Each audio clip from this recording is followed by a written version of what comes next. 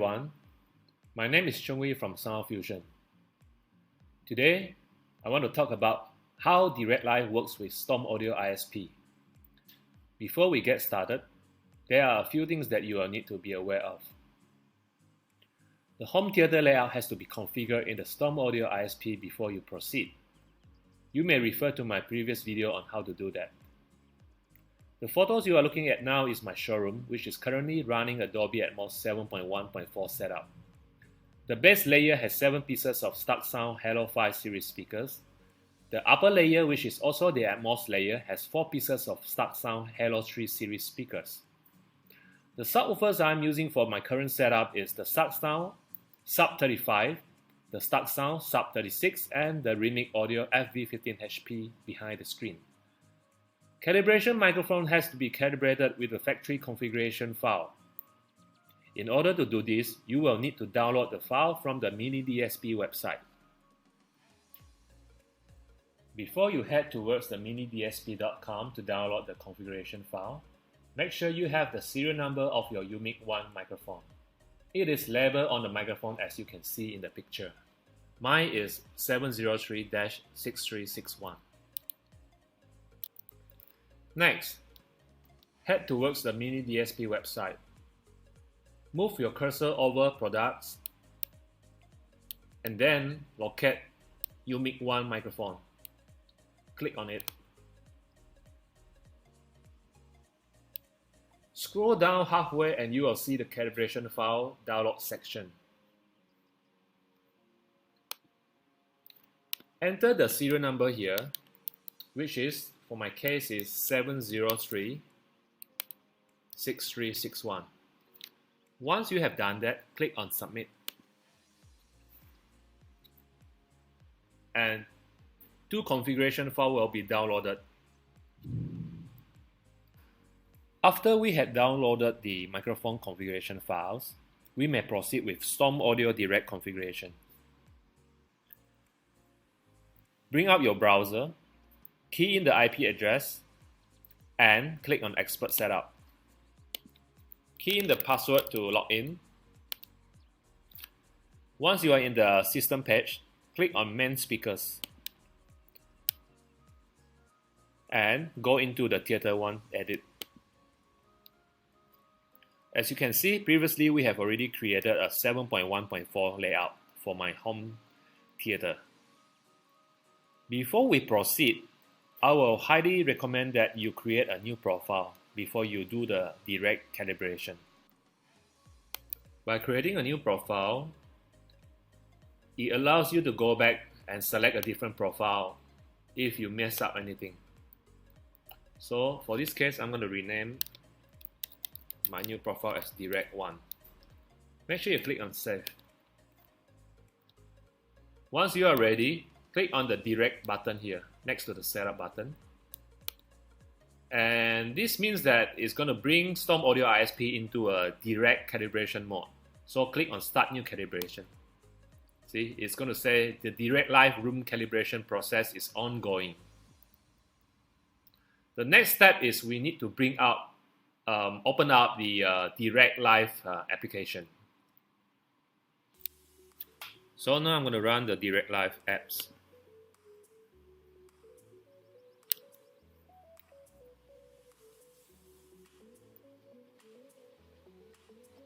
So once it's loaded, it will search for Storm ISP in your system. There's 2 ways of connecting to the Storm Audio. You can do a auto search, or you can key in the IP address of your Storm Audio ISP. I recommend to go for the auto search. So once the Dirac Live has found the Storm Audio ISP host, just click on it. So now it's connecting to the ISP host.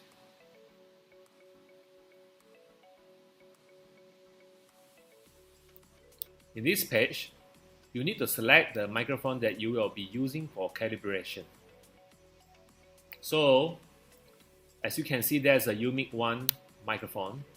And remember that we have downloaded the configuration file. We need to click on the highlighted blue tab here and select the file that we downloaded previously and click on Load from File. Select the one without 90 degree. So you can see it's loaded. You may proceed to the next volume calibration.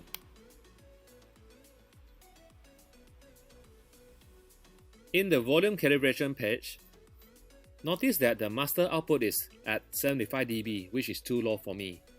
Usually I'll go higher to about -20 or -15 dB, but it stops you from going further when you reach -25 dB. You can unlock by clicking the icon and move it up further. Okay.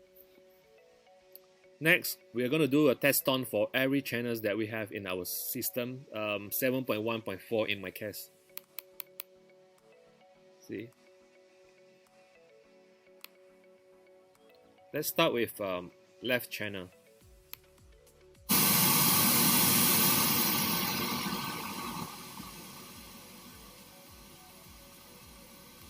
So what we want to do is to bring the level down to the green portion. There's a red portion and a green portion, and there's an orange portion. Make sure everything is balanced in the green portion. Next, we go to the center front channel.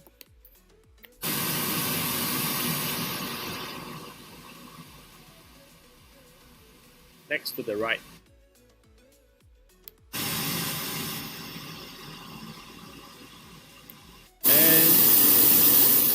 We do all the channels.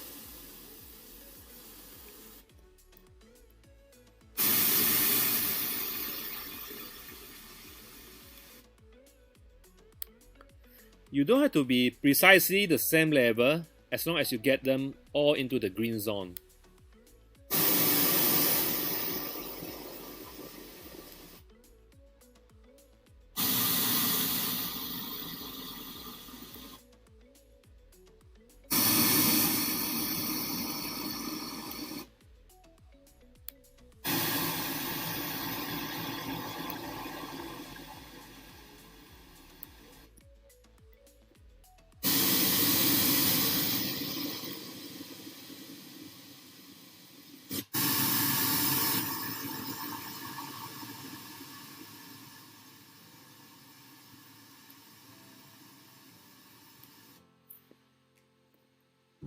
And this is the subwoofer level.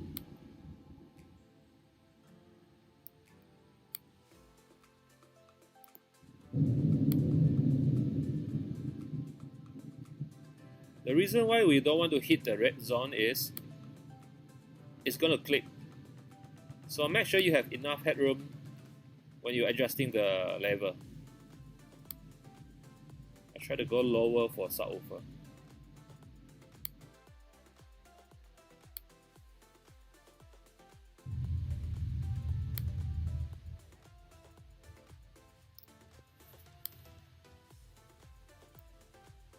Once you are done, click on the stop. Once you are done, proceed to select arrangement. In this page, it allows you to select 3 types of seating arrangement: tightly focused imaging, focus imaging, and wide imaging. Basically, the difference between these 3 are the number of positions that you will need to take the measurements. As you can see below here, there's a 9 measurement position, and for a focus imaging there will be 13 measurement position, and the wide imaging will be 17 measurement position. For me, I will usually select the focus imaging, and then you click next, proceed to measure.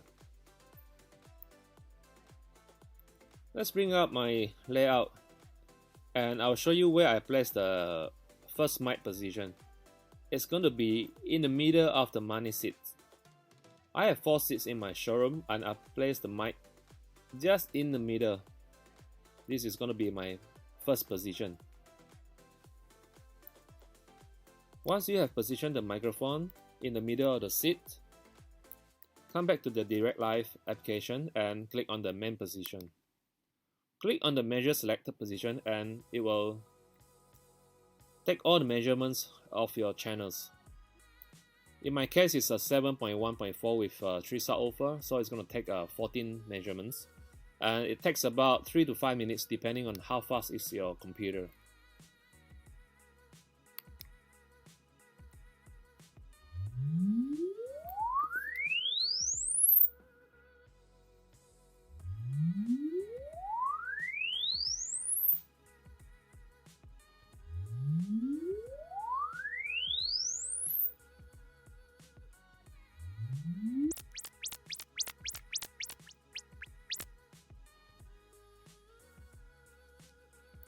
Now that we have taken the first main position readings, these are all the response curve for each and every channels, including the subwoofers.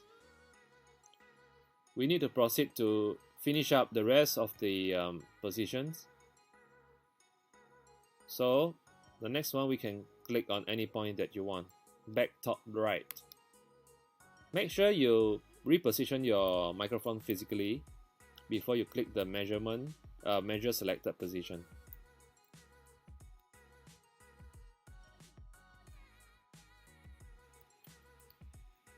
Once you have completed all the measurement positions, you can click on Proceed to Filter Design.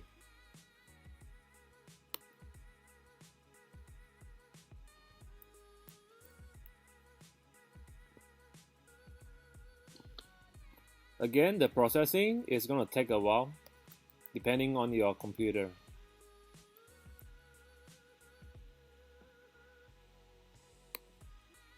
Here we are in the filter design screen. On the right side, there's a bass control and there's a group 1, 2, 3, 4, 5 and 6. Basically, the Dirac is grouping the channels together. For example, the left and the right, it will be under group 1 and the center will be a standalone group. And the group 3 is a left surround and right surround, and group 4, left back and right back. And the group 5 is going to be the Dolby Atmos on the ceiling, 4 of them. And finally the group 6, which is my subwoofers.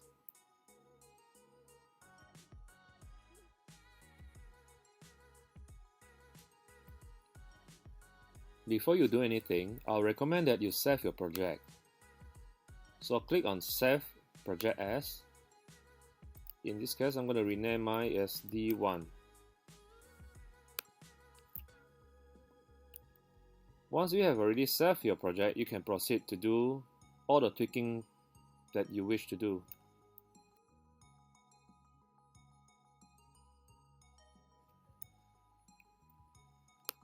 For example, we click on group 1, which is our left and right speakers. As you can see, there's a bordered line.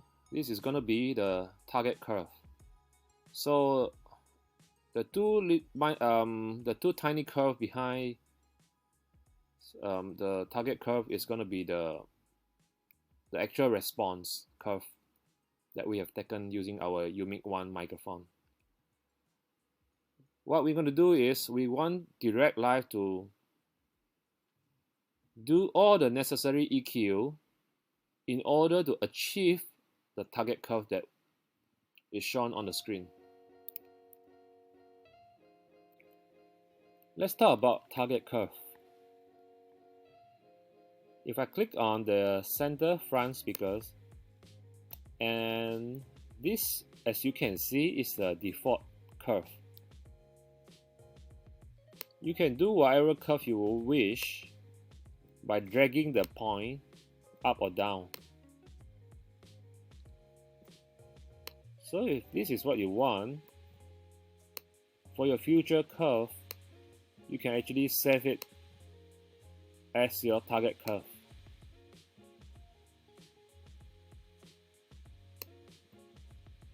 So I'm going to rename it my curve 1.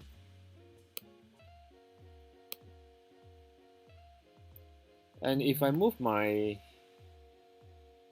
selection to group 1, it is still showing the default curve. So now I'm going to load the same target curve that I have already set on my center front speakers into the left and right speakers. This is what I'm going to do. Select load curve to group 1. And it's going to ask you for the file, which is my curve 1 target curve. When I click open, notice that the target curve will be changed. So this is going to ask Dirac to do all the necessary EQ in order to achieve the target curve that I have set for it. And you feel that you want to go back to the default curve, simply click on set default curve to group 1, which is the left and the right. Same as for center speakers, I can set it back to default. So don't worry that you are going to mess it up, because you can always go back to default curve. There you go. So for this video, I'm just going to use the default curve and load it into my Storm ISP processor. I'm not going to do any tweaking on the curve. I'll come back again to talk about more advanced features on how you can select the bass control, the up mix function, the full bass optimization, and that'll be in the next video. In the filter design page, the things that I usually look out for is the dip in the frequency response. So if you're looking at the left and the right, these are all very minor dip, which is about less than 5 dB, which is fine. And anything below 80 Hz, I am not really concerned about it, because the frequency will be taken care of by the LFE channels.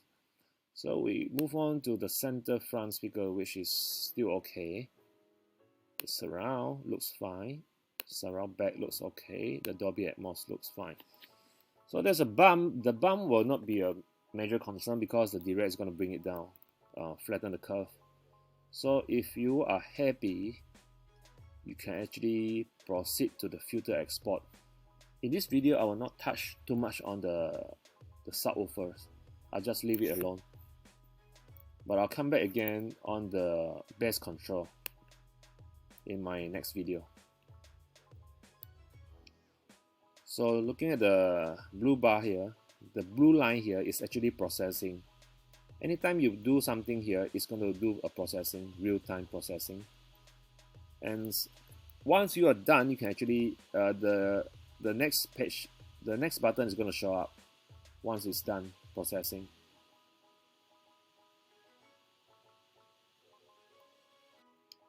If you notice there's a calculate button that is showing up, it's because I've selected the full bass optimization under the bass control. I'll not talk about too much on the bass control in this video. I'll go into more detail in LFE channels and bass control in Dirac in my next videos. So for the time being, just click on calculate. And it's going to do the calculation for the bass control filters and apply it to your response before you can upload to the Storm ISP processor. This is going to take a while, because there's a lot of calculation being done here between the subwoofers, which I have 3 of the subwoofers here, and a lot of speakers. So it's going to try to blend everything together.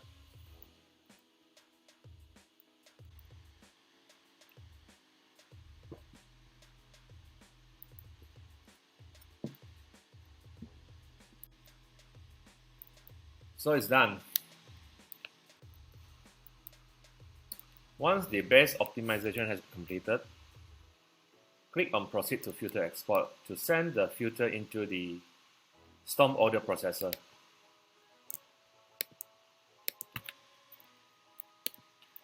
So we want to give it a name called Dirac_1A. Description, just say Dirac_1A. And then click on Export Filter.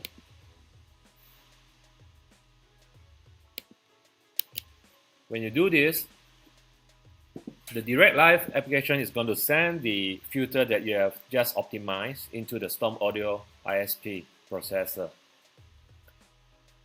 It's going to take about 1 minute to do it.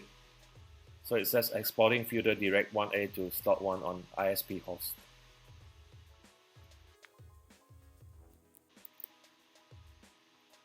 So once it is done, it says filter transferred to slot 1. You have completed the process and the filter is ready to be used on your ISP. So now go back to the Storm ISP browser. This is what we will get. There's a name of the filter, Dirac_1A. The listening area, usually I select the sofa. The curve type, just leave it as default and click on save. So you can see that in the profile, pull down menu, this is what we have just did. This is our first Dirac. Make sure you save it. And one more steps to do is every time you boot up your Storm Audio processor, you want it to load the Dirac_1A. What you need to do is go to presets. Under the theater 1, which we only have one theater right now, there's a profile that you can select. This is a default profile that Storm is going to load every time it starts up. So select Dirac_1A, and it says preset has been set. So that's it. There's one more thing that we should do is after you have set the presets, go back to main speakers, edit, and the profile is Dirac_1A. Go to the delay level limiter and polarity page. Notice that the level for the master gain is plus 6 dB hot. So usually I'll set it back to 0 just to make sure that it's not too loud. But you can always set a boost of 3 dB, 6 dB, 9 or 12, but I usually set it to 0 to protect my speakers in case it's overloading my speakers. So make sure you save it.